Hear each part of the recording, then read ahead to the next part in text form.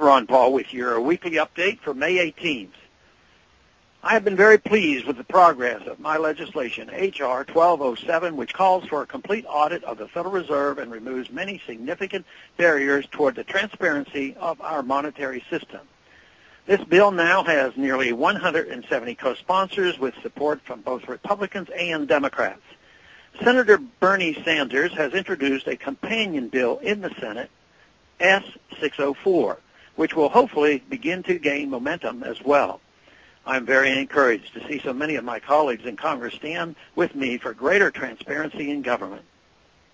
Some have begun to push back against this bill, and I am very happy to address their concerns. The main argument seems to be that congressional oversight over the Fed is government interference in the free market. This argument shows a misunderstanding of what a free market really is. Fundamentally, you cannot defend the Federal Reserve and the free market at the same time. The Fed negates the very foundation of a free market by artificially manipulating the price and supply of money, the lifeblood of the economy. In a free market, interest rates, like the price of any other consumer good, are decentralized and set by the market. The only legitimate constitutional role of government in the monetary policy is to protect the integrity of the monetary unit and defend against counterfeiters. Instead, Congress has abdicated this responsibility to a cabal of elite quasi-governmental banks who, instead of stabilizing the economy, have destabilized it. It took less than 2 decades for the Federal Reserve to bring on the Great Depression of the 1930s. It has also inflated away the value of our currency by over 96% since its inception. It has invisibly stolen from the poor and given to the rich through this controlled inflation, and now openly stolen through recent bank bailouts. It has predictably exacerbated the very problems it was meant to solve. Detractors have also argued that the Fed must remain immune from the political process and that the more congressional oversight would distort their very important decisions. On the contrary, the Federal Reserve is already heavily entrenched in the political process as the Fed chairman is a political appointee.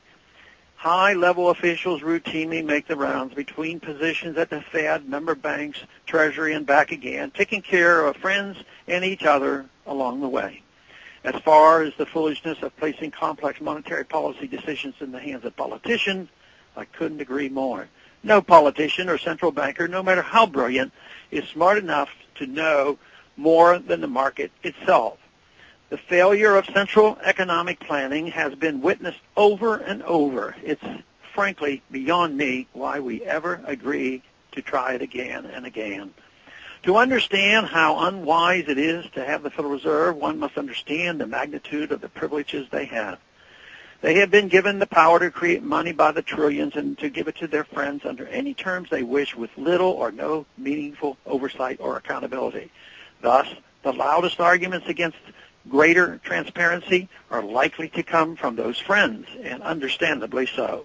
However, it is the responsibility of every member of Congress to represent the interests of the people that sent them to Washington and find out what has been happening with our money. As the branch of government with the power of the purse, we really have no other reasonable choice when the economy is in the shape it is in. Thanks for calling this update. A new update is placed on this number, 888-322-1414, every Monday morning. The written text of which can be found on my website, www.house.gov/Paul, under the heading Texas Straight Talk. Thanks for calling.